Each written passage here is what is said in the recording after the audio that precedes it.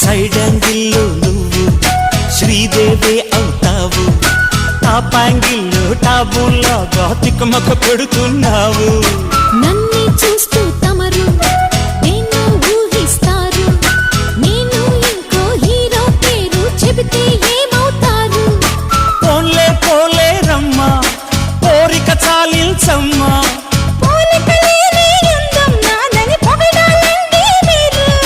పొగరు ఫిగరు నీతో సరి ఎవరు?